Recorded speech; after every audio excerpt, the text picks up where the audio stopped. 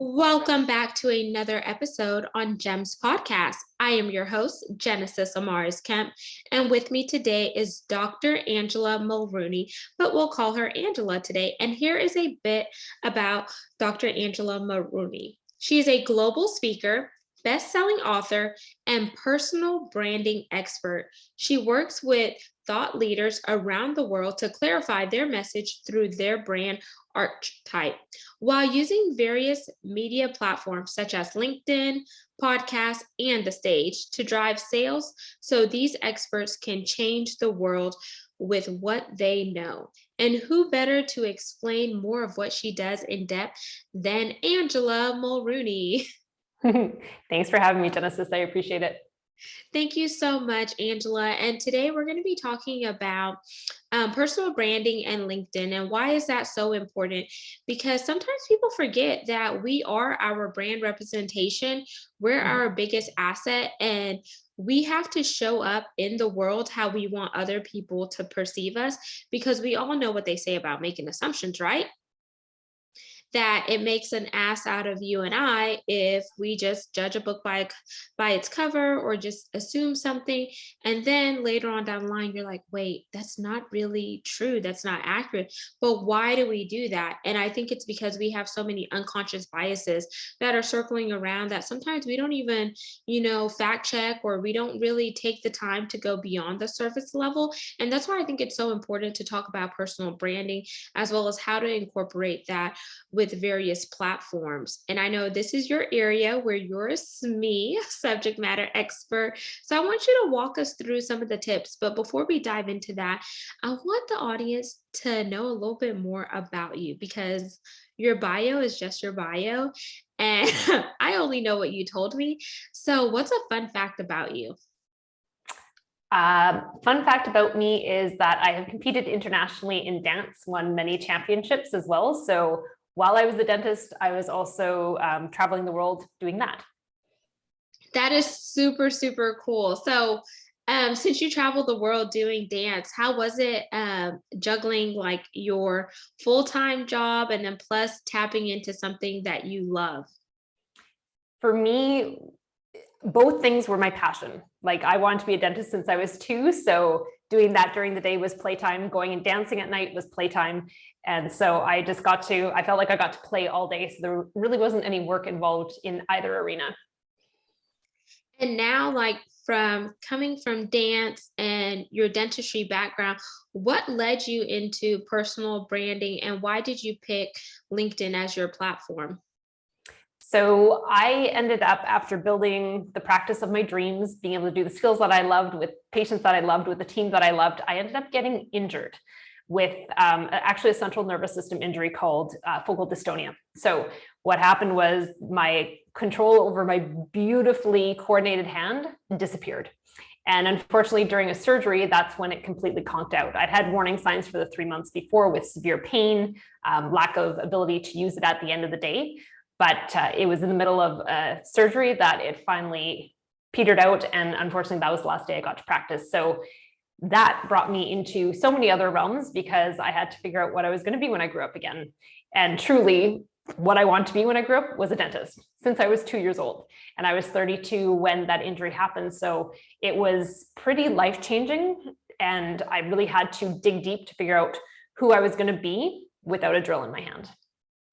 Wow. So as you were going through this quest of realizing that that was your last dance, and then now trying to pivot and really go on a self-discovery exercise and just really look within to manifest what you wanted to see externally, what was the hardest thing during that season? Because you're going from something that you're super passionate about, that you absolutely love, and now you're not able to do the thing that you love. So it's like you have to redefine yourself and find out who is Angela again. And sometimes that's hard, because when life happens and we're thrown curveballs, it's not always pretty. And sometimes we're angry, doing, we're asking why, and there's so many thoughts going on in our head where some people will either sit back and wallow, or some people would say, you know what, YOLO, you only live once, and now I need to, just shift the page, because just like seasons change, we as human beings evolve all the time. Mhm. So the hardest part really was trying to figure out what I thought versus what everyone else was telling me to think. Because, when something like that happens, that you don't come out of that going, I can do this, and you move on to something else. There's a grief period that happens with that, no matter how strong you are.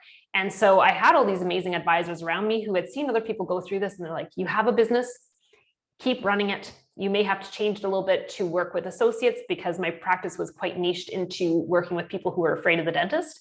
But the hardest part was starting to develop my own intuition about what I needed to do next, because I felt like these people knew better than me. So I shut that down completely until I couldn't stop ignoring my intuition. That happened around 2015. So that was about 2.5 years after my injury happened. The oil prices started to tank, and I was in Calgary. So our whole economy was based on oil. And when I'd first bought the practice, I went through the global financial crisis. So I'd already been through an economic tanking of the economy. And this one was happening so much faster because it was specific to our main industry. And I decided to half the price of my practice, half the value of it, and get it sold. And people thought I was insane. But the truth was, every day I walked into that practice, it was like this scab of the injury of what I had gone through, of losing my ability to practice, was ripped off, and I started to bleed again. And so I finally I stood up for myself and was like, you know what, this is not what I want to do. I cannot, if I have to do this for the next 10 years and keep walking into this practice and seeing the lost potential because of the injury, then I was going to be a miserable person. So I decided to make that decision for myself and move on. And I'm so glad to hear that you listen to your gut instinct, that intuition, and that still small voice, because I can't tell you how many times that we hear the signs internally, but we tune them off because it's not necessarily what we want to do or where we want to go. But if we would just stay quiet and just really get in the zone, then that still small voice and that intuition will never lead us astray, because it's inside of us for a very reason. And so, whenever you are going through this journey and this new phase of your life, what are some of the things that you did to help you cope, that helped you really figure out your new brand mission? I went through quite a bit of discovery and went in lots of different paths, because I had a lot of different passions and skills that I could offer. So the first thing I built after my clinic was my professional dance company. And then a year of doing that, stepping away from dentistry and not having people look at me with pity for losing my career, that allowed me to start looking at what the lessons were that I had learned and what I could do to reach back and pull dentists forward so they wouldn't have to go through some of the same things I went through, like a lawsuit with a practice, the dentist dying halfway through a deal, going through global economic crisis. Like, there's a lot of weird things that happened that gave me a lot of wisdom before the age that I should have got that wisdom as a business owner. So then I built my business coaching company, Unleashing Dentistry's Potential. And that was really, it was kind of listening to my intuition, but it was also listening to what everyone else said, because they're like, well, you have knowledge, you might as well put it to use. You've spent all this money, not just my education at university, but beyond that, with all the knowledge I had acquired with continuing education. So they're like, you should use that to help other people. And so I tried to do that. And it was the same scenario as walking into the practice. It was that scab being ripped off my heart. And I tried to keep doing it because I knew I had a way to contribute, but it wasn't making me happy. But to get that company noticed, I took to LinkedIn and started talking about what I knew about branding and niching and dentistry. And in a year on LinkedIn, I went from 200 to 12,000 dental industry followers. So people started to go, how did you do that? And can you do that for me? So I started taking on a few case studies with friends and seeing if I could replicate what I'd done, and I could. So by January 2020, 2 months before the pandemic hit, almost to the day, I became an official company, Unleashing Influence, which was meant to be a social media company, full service, help people with their influence, help them to be the thought leaders that they were really meant to be. And by 10 months into the pandemic, we had gone from 2.5 full-time to 14 full-time team members. So we grew by spades.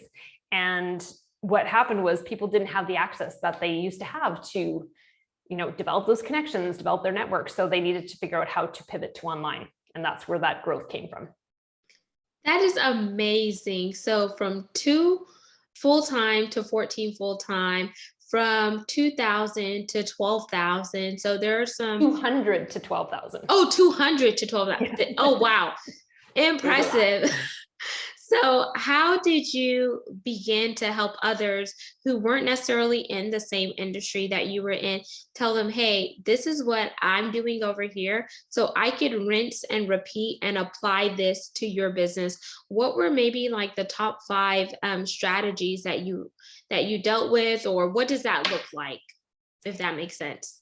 Yes. Well, part of the problem was when I was doing my LinkedIn with the 2 companies, so at Unleashing Dentistry and at Unleashing Influence, I was trying to promote both of those, which is very confusing to the market.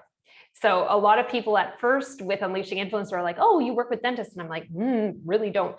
Maybe 5% of my client base is dentists and the rest are outside of dentistry.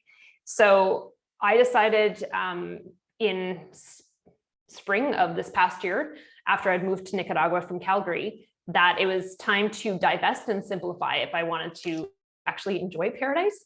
So I sold Unleashing Influence, the agency part of it, and just niched down into exactly what I did. I sold off Unleashing Dentistry, I sold off Unleashed Dance Company.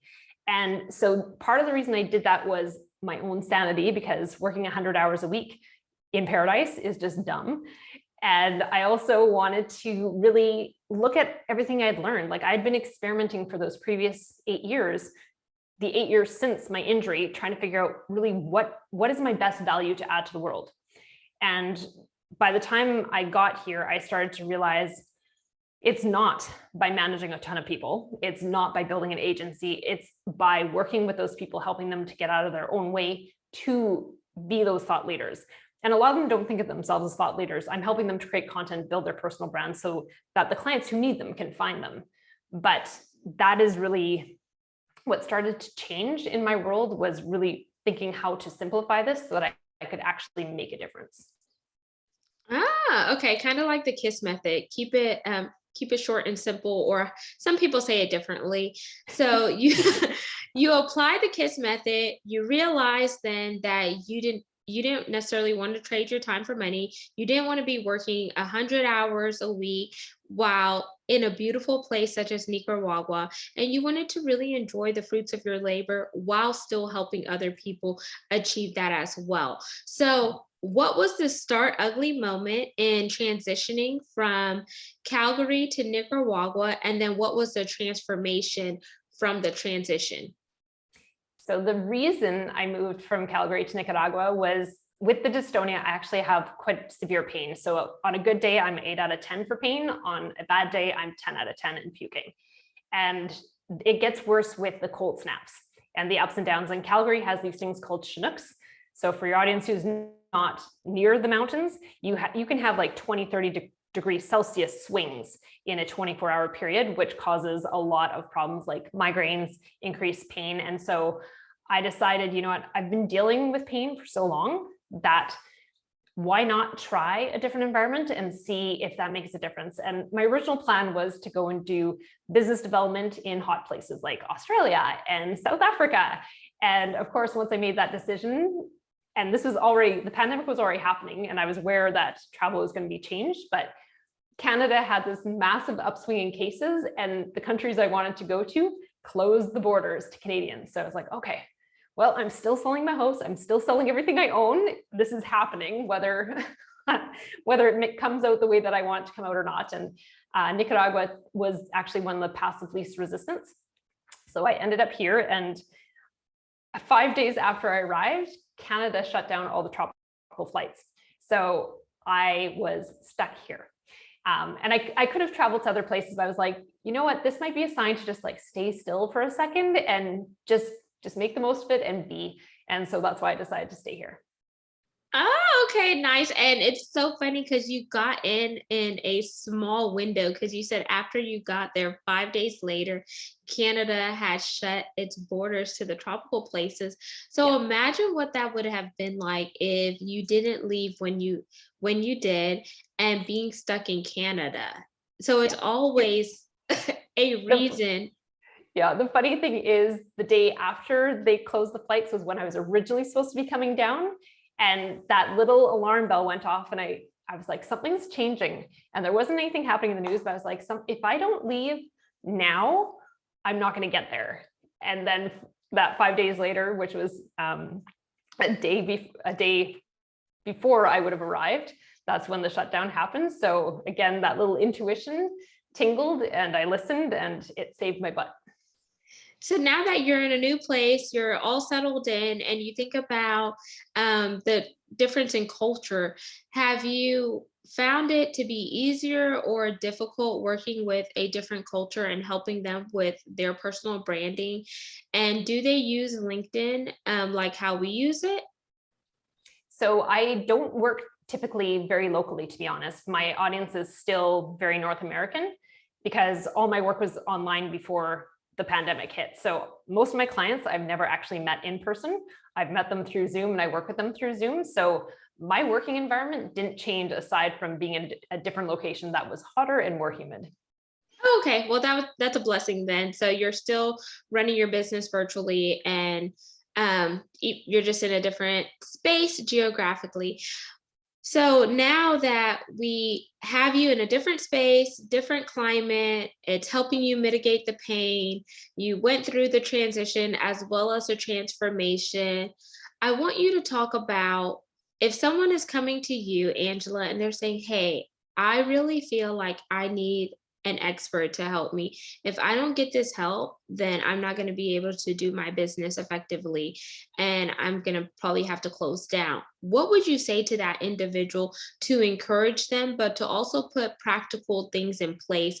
Because business people, they don't have it all together and they need other people to help pull them up so they could get to where they want to be business wise. And I think it's important that whenever you start to build up your business and scale it up, you then begin to partner with people who have other skills and qualities that you do not possess. For sure. Tapping into a network of experts, not just one coach to help you, I think is super important. And once anyone approaches me, I have three big questions I ask them. And oftentimes these three questions leave them sleepless for that night and maybe a couple of nights after.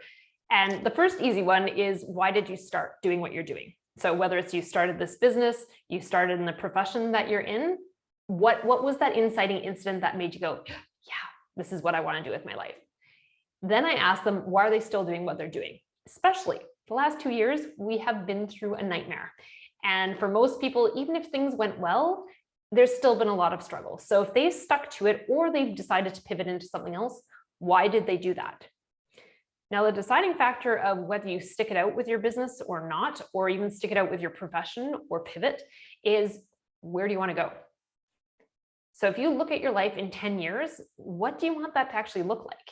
And from where you're standing right now, are you even close to being set up to take that journey to where you want to go? And for some people, like what I did with my practice, I cut my losses because I wanted to get out and people thought I was insane for leaving money on the table. But if your business is not serving you and it's not making you happy, the sacrifice and the cost, not only financially, but mentally and emotionally and physically for doing something that you hate is so not worth it. So if you decide that yes, where you're at right now is going to take you to where you want to go, you will be able to find the gumption and the passion to be able to carry it forward. But if part of the reason you want to get out of it is because it's not going to take you to where you want to go, it's okay to cut your losses and to get out, to save yourself. And the saving yourself isn't just financially, it is all those other aspects that once you let it go, you are free to go and discover what you actually should be doing with your life. I like that. And if you think about it this way, people, just think about the Frozen song, Let It Go. Because sometimes you could carry around baggage that wasn't really meant for you to carry. carry Mhm. around. And if you think about it this way, whenever we travel and we get to the counter where they tell us to put our luggage on the scale, they want to make sure our luggage is at 50 pounds or below, because the aircraft can only travel certain amount of passengers and certain amount of cargo. So if there's too much cargo and that cargo does not balance out with the passengers, then the plane is not going to be able to cruise to higher elevations and altitudes to get you to your next destination safely. So in life, check what baggage you're carrying around. And if that baggage is not serving you, then it's time for you to leave the excess baggage so you can soar to the levels that you desire to be at. And that baggage could be mentally, physically, emotionally, spiritually. It could be family members, friends. It could be business partners that you need to say bye to because you've outgrown them and they've outgrown you. And that's okay. You could still remain amicable with one another, but just realize that the season that you're in it for a reason. And there is always a reason to go through different transitions and transformations in life. And that is a part of your branding, it's a part of your purpose, and it's a part of your mission. And one thing that I like to ask some of my clients, Angela, is who are you? And are you doing what you want to do? And is it because it fuels you, it motivates you, it causes you to have that smile, and it sparks something inside of you each day? Or are you doing something for the money? Because the money can come easily, but you could lose it quickly. And if you're trying to secure the bag and chase after the dollar signs, you're going to be miserable. But if you're chasing after your purpose, your passion, and your mission, then the money will come, because you're not so keen on having the money, but you're keen on the outcome that your product and your services is going to provide. For sure. And I think sometimes we get tied up in the shoulds, and the shoulds sometimes come from ourselves. Sometimes the shoulds come from society. Sometimes they come from our cultural background. Sometimes they come from our families, where they're like, well, you have to be a doctor, or you have to be this and that. And it does create a lot of baggage. And sometimes that baggage serves us. And sometimes we need to light a match and just burn it all away and go back to square one and figure out what we would really like to do with our life if everything got taken away and we got to start again. So, if we were to wind down, Angela, what would you like the listeners and viewers to get out of this segment about personal branding and using LinkedIn effectively? What are some top tips that you want them to be mindful of as they begin to walk out their personal journey? So those 3 questions I asked are important for developing out your brand story. They're going to help you to figure out why you're doing what you're doing, including, and that really includes building your personal brand, not just your profession, not just how you operate in the world, but your personal brand needs to represent those 3 questions. And when you start actually creating content, you need to be okay with who you are. You know, be okay with standing in exactly who you are, even if you're not perfect. Let's be honest, nobody's perfect. So it's okay to just be who you are and own where you're at. And you may not be as far in your career as you want to be. Trust me, at 42, I thought I was still going to be a dentist and have this conglomerate of practices. And I've had to start again a few times to get to where I want to go. And some people think that I shouldn't share that part of my journey, and other people commend me for it. But if you really want to attract your people, own where you're at. Because the people who are right for you, the clients who are right for you, who want the skills that you have, they will connect with you because of who you are. And if you're faking anything, you're not going to attract those ideal people that you see on your schedule and go, yes, I get to work with them today, right? And it's a great feeling when you have the ability to do that. And the more you lean into that, the more you're going to have those right people appear, the more you're going to do exactly the kind of work that you want to be doing. And it just becomes simpler every day to do what you want to do. Yes. So I would also add, never sleep on your dreams. Be mindful of how much somebody is paying you, because if they're paying you a certain amount, are they paying you that amount so you could be comfortable and conducive to their environment while allowing your dreams to die inside of you each day? Then the other thing, think about how many people who have left us and now their dreams are in the graveyard because they were too afraid to ignite their purpose and passion out of fear of what others may think or say. When in actuality, those people do not hold your destiny. You hold your own destiny in your own hands. And then number four, I want you to go back to your inner child and your inner self when you were in primary school or elementary. And if you've heard this question, and I want you to close your eyes and visualize it with me. What do you want to be when you grow up? Now, how would it sound if somebody would change the question and ask you, who do you want to be when you grow up? Because the what is a sense of defining you and placing you in a box and category that limits you. But you are a limitless individual with endless possibilities, and your life is not just starting, your life is transitioning and it's beginning because you are holding the reins. You're holding the ball in your own court, and destiny lies within inside of you, not inside of what other people want you to be. So I want you to grab hold of your future and pull it in and navigate your own damn ship because you got this. So I hope that resonates with you, and I hope it sparks something inside of you that is either going to cause you to go educate yourself on a different subject that makes you happy, that's either going to inspire you to take that leap of faith and step outside of your comfort zone, or something that is going to motivate you to start running your business like a well-oiled machine so you can make money work for you and not the other way around. And Dr. Angela, as we wind down, I want you to tell the listeners and viewers how they could connect with you via your website and where you hang out on social media if you hang out somewhere else other than LinkedIn. Yes, I only hang out on LinkedIn, so you can find me as Dr. Angela Mulrooney. And if you want to reach out to me, you can send me an email at angela@unleashinginfluence.com, or check out my website, unleashinginfluence.com, and you can set up a discovery call with me there. And there you have it. All of Angela's contact information will be in the show notes. Make sure you subscribe to the podcast on all major platforms and follow us on our YouTube channel, Gems with Genesis Amaris Kemp. Remember, you are a masterpiece. You are uniquely created for such a time as this, and the world needs you to be you.